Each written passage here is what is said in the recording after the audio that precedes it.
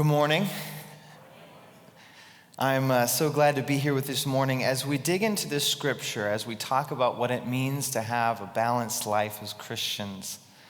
This scripture, I think, calls us to a little bit of chaos when it comes to thinking about what it means to have balance. Because the image we get in this is a season and a time for everything, right?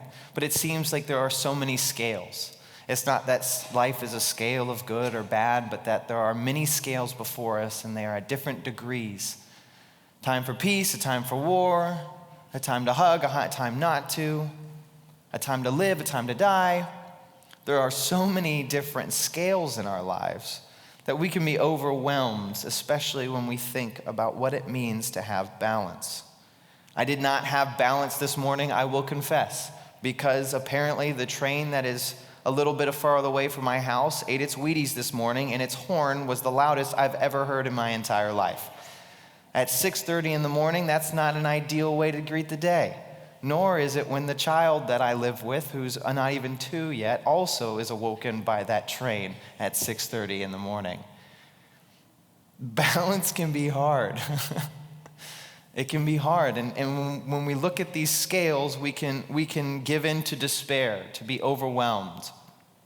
When we ask ourselves, what does it mean to live a Christian balanced life, it can seem that the control of this world is just outside of our grasp. The book in which we just read, Ecclesiastes, is a real light read. And I say that facetiously because it is not, because the teacher begins by saying meaningless, meaningless, everything is utterly meaningless. So you know you're in for a good read when it kicks off like that, right? It's a hard reality when we look at the world, but a better translation of that word meaningless is actually more akin to vapor or breath, right? The vapor or breath. Everything is breath, utterly breath, vapor. Which is just an interesting concept. It's talking about life, and he's talking about vapor, something that is tangible. We know it's there, we can feel it. Thursday morning, I was very aware that vapor exists because, of the debate whether between rain or snow, which one's worse, neither. It's cold mist. That's the worst, and we are very aware of that in Texas, right? It doesn't matter how many layers you go, it goes straight to the bone. It's there, but I can't control it. We are presented with an image in Ecclesiastes of a vast world, a world so great, a human history so long, mountains that have stand for thousands and millions of years, history that goes so far back we can't remember it anymore, names lost to history. The book presents this eternal, vast view of creation and God. So much so that we are, as individuals, only a blip in creation. Of the mountains that existed before us that will continue to exist after it stands as a testament to God's power. Of the stars that are in the sky that have been there for long before we were alive and that will be there long for after, we are but a blip. It's humbling imagery. Our lives lived on this earth are very small. It's insignificant. It's vapor. It's there for a minute and it's then gone the next. Ecclesiastes talks about life and death, about how we, along with every living creature, are going towards the same end, which is death. That we will meet the same fate, the oppressed and the oppressor, all of us will meet that fate. It's a hard thing to think about. Death. The end.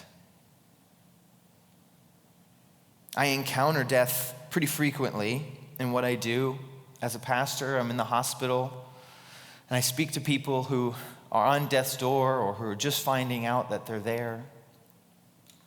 It can be a hard thing to have balance in that. How do you have balance in the weight of death?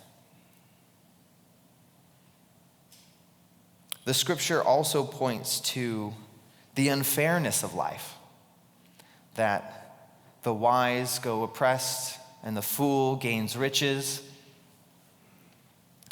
The exploiter thrives, and the exploited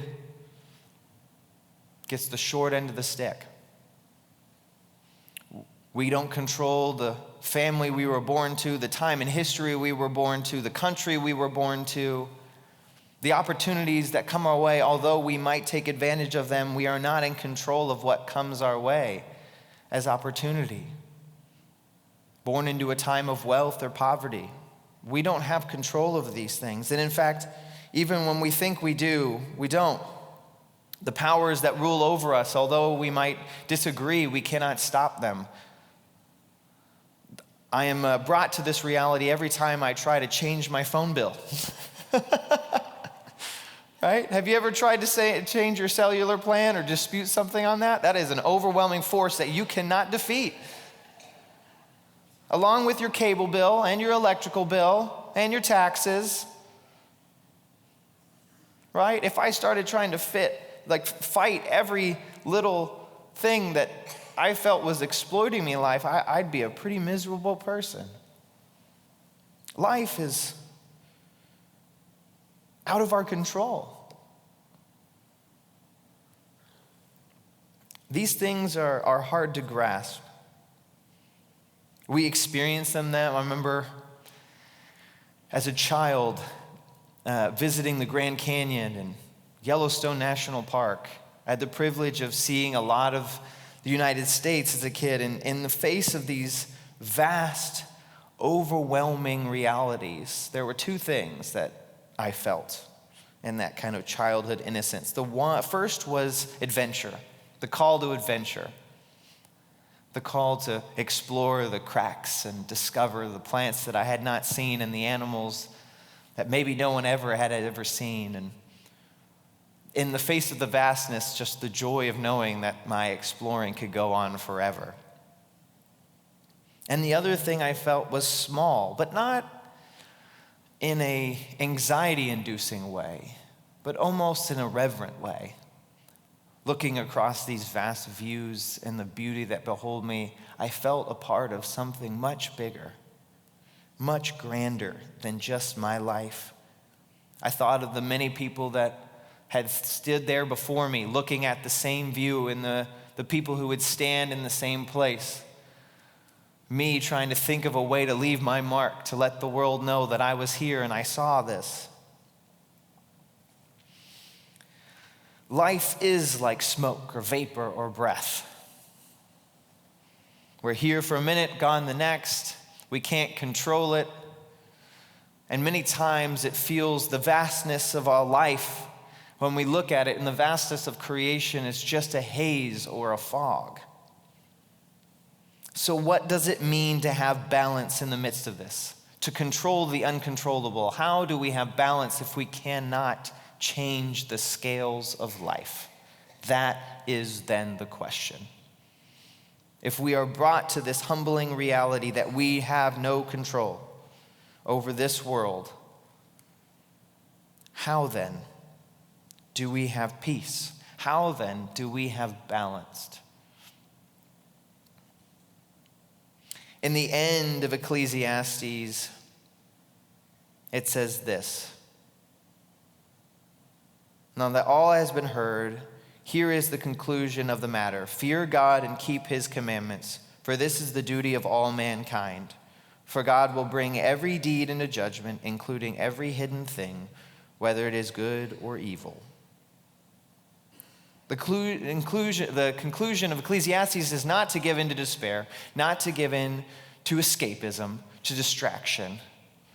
I find myself as a normal human being trying to escape the reality of scales, whether it be with entertainment or busyness, work. Ecclesiastes does not call us to do these things because ultimately they don't bring us peace. Ultimately, when we are sitting and looking at creation, in those moments that we might not have anything to escape, we are aware of the anxiety that floats in ourselves. I remember sitting out on my deck one time in a particularly hard season, I had nothing to worry about. There was no emergency. Nothing was wrong. For all practical purposes, the scales were pretty good, but for some reason, I couldn't rest. The cup of tea I had made did not soothe me. I felt like the wheels were spinning, but we weren't going anywhere. Anxiety had overtaken me. When we give in to distraction and escapism, we only put off coming to peace further down the road. It sticks with us. But the pursuit of God's truth and wisdom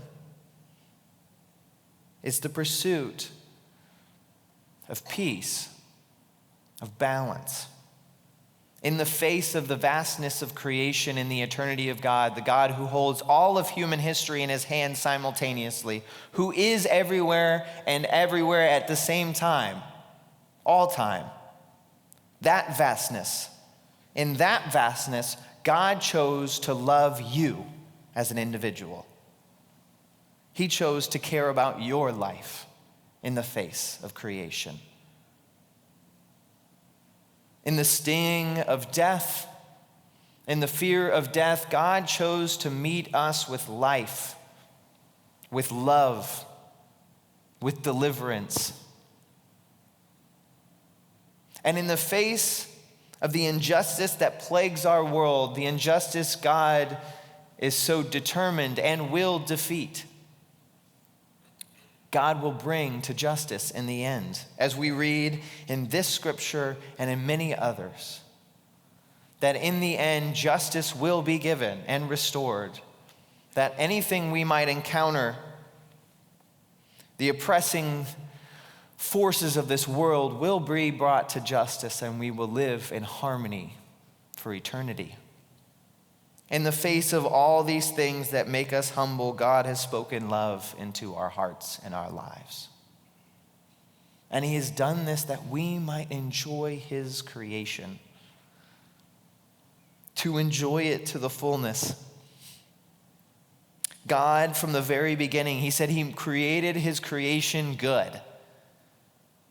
Right? We weren't created bad. And I think so many times in the church, we think that is what was happened. We were created bad, and we need to be good. God created his creation as beautiful and wonderful and good. And yes, we gave in to selfish desire and sinful desire, and there are forces that are in this world that have messed up God's good creation. But God's creation is still good. There is still beauty in this world. God will restore it to its fullness, but it is still here today. God's love frees us to be in the season that we are in. Whether it be mourning or rejoicing, dancing or not, life or death, God's love allows us to be in whatever season we are. We lie to ourselves if we try to make a season of mourning a season of rejoicing. The pursuit of God's truth is being faithful to your season. But faithfulness always leads us to the love of God. I remember when my daughter was first born, if you have kids, you understand the chaos that is bringing a life into this world. Not only the process of them coming into this world, but the caring afterwards. I wasn't sleeping. I felt delusional. I was wondering if this hell would ever end. Many nights. Sleep deprivation is real. And in the midst of that chaos, there was moments of anger and frustration. But there was also the feeling of when I held my child against my chest. The warmth we shared. How it seemed to trickle through my veins. And I experienced a love that I had never experienced before in the midst of that chaos. In the midst of my cherished grandmother's passing away, I remembered the laughs we share, which still many, many years later bring me joy in my heart. In the midst of a time of loss, I am thankful for what I had in the life of my grandmothers.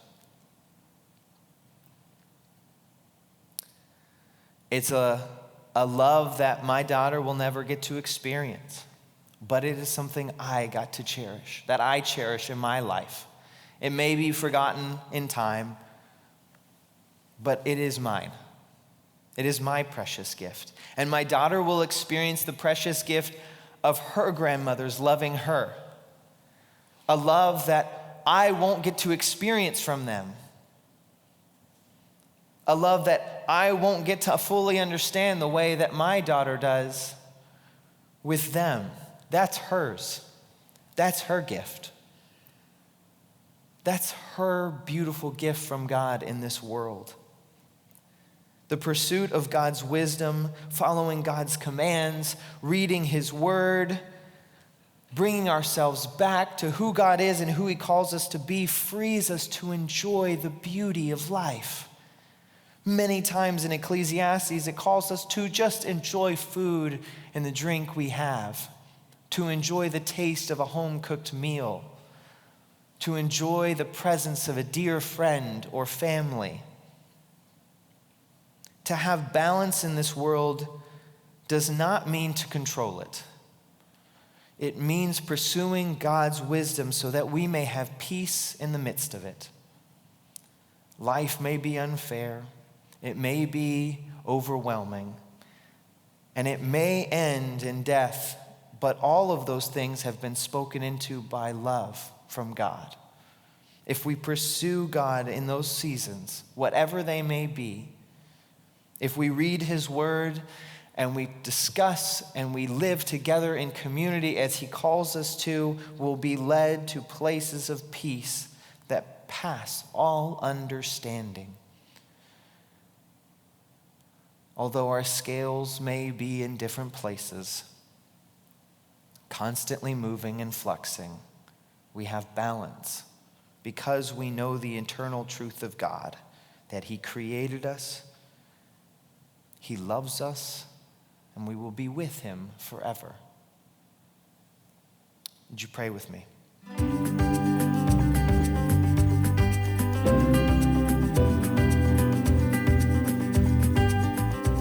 Thank you for joining us today. We want you to know, no matter where you are or how you worship with us, you are always part of our church family. We would love to have you join us live downtown at 8:45 or 11 o'clock, or as always, through the broadcast. We would love to hear from you. If you have a question about today's service, if you would like to contact one of our pastors, if we can pray for you in any way, please reach out to us through our church website. Thanks for worshiping with us today. It was great to have you with us.